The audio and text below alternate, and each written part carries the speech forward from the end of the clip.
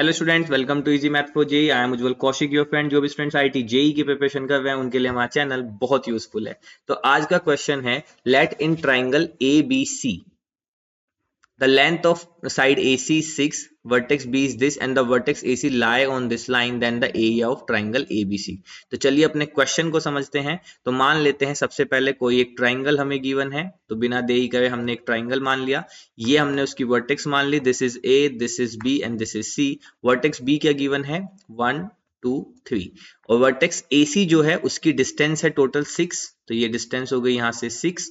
और हमें क्या गिवन है, that lies on the line, तो यानी कि AC की इक्वेशन गिवन है लाइन की, x minus 6/3 is equal to y minus 7/2 is equal to z minus 7/-2। ठीक है, अब हमें क्या करना है, हमें बेसिकली ट्राइंगल ABC का एरिया फाइंड करना है। तो देखो बहुत सिंपल है, अगर मैं इस वर्टेक्स B से AC पे एक परपेंडिकुलर ड्रॉ कर देता हूं, ठीक है, और इस परपेंडिकुलर को मैं नाम देता हूं, इस पॉइंट को नाम देते हैं D। ठीक है, तो यहां से एरिया ऑफ ट्राइंगल ABC कितना हो जाएगा, half into base into height.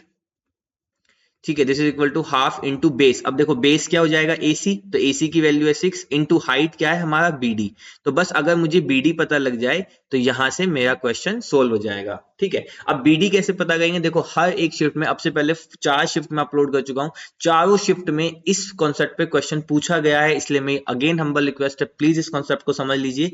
बहुत इजी कॉन्सेप्ट है कि आपको एक लाइन की इक्वेशन दे देगा, x minus x1 upon A is equal to y minus y1 upon B is equal to z minus z1 upon C, और एक पॉइंट दे देगा यहाँ पे कोई p, और यहाँ से इस पॉइंट से इस लाइन की परपेंडिकुलर डिस्टेंस निकालनी होगी। तो सबसे सिंपल होता है, हम यहाँ पे कोई पॉइंट Q मान लेते हैं। अब जब भी हम कोई पॉइंट Q मानेंगे, अब क्योंकि Q लाई करता है इस लाइन पे, और लाइन पे पॉइंट मानने के लिए हम क्या करते हैं, इक्वल टू लैम्डा। तो Q की वैल्यू आ जाएगी इस तरह से। तो चलिए फाइंड करते हैं। तो यहाँ पे जो मेरा D है, तो D के कोऑर्डिनेट क्या आ जाएंगे, तो देखो इस लाइन को मान लेते हैं इक्वल टू लैम्डा।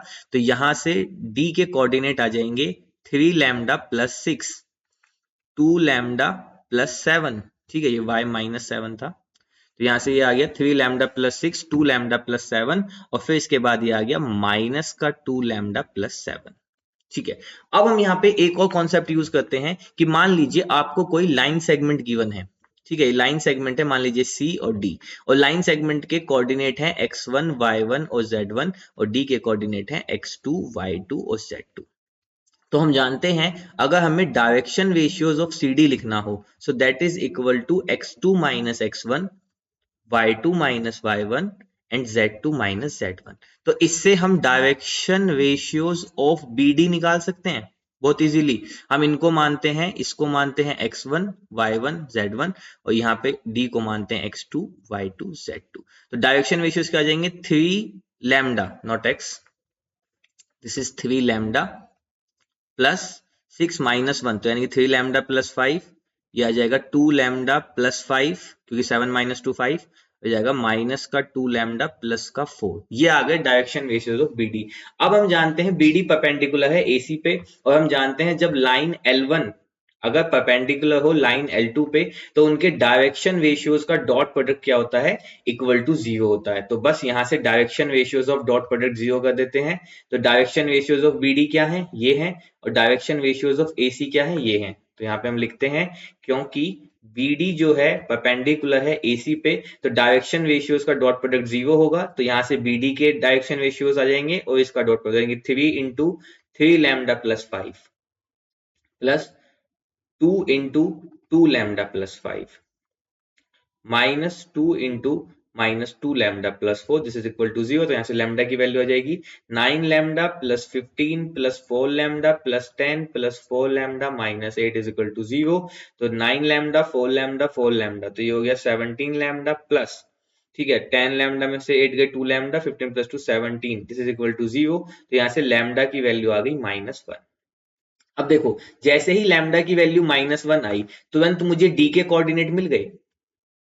D क्या हो गया बेसिकली, ठीक है, अगर मैं D लिखना चाहूं तो D क्या हो गया, लैम्डा की वैल्यू -1, तो कहां पे, यहाँ पे सब्स्टिट्यूट कर दो। ठीक है, तो इसकी वैल्यू आ जाएगी -1 रखने पे 3, और फिर यहाँ से आ जाएगी 5, और यहाँ से आ जाएगी 7 और 2 9, है ना। तो यहाँ से मेरे कोऑर्डिनेट आ गए 3 5, और ये आपके आ गया 9। अब देखो, अब मुझे बी का भी पता है और मुझे डी के भी पता है। ये बी को हम अलग से लिख देते हैं, 1 2 3। ठीक है, तो अब यहाँ पे ये मेरा डी है, ये बी है, तो मैं डिस्टेंस फॉर्मूला यूज करके इसकी लेंथ निकाल सकता हूँ। तो बी डी कितनी हो जाएगी, under root of x2 minus x1 का स्क्वायर, तो 3 माइनस 1 का स्क्वायर यानी 2 का स्क्वायर 4 प्लस 3 का स्क्वायर यानी कि 9 और फिर 6 का स्क्वायर 36। तो ये आ गया अंडर रूट ऑफ 49, तो ये आ गया 7। डिस्टेंस नेगेटिव होती नहीं, तो बी डी की वैल्यू आ गई 7। अब जो हमारा एरिया था वो कितना था, 3 टाइम्स ऑफ बी डी, तो एरिया कितना आ गया 21।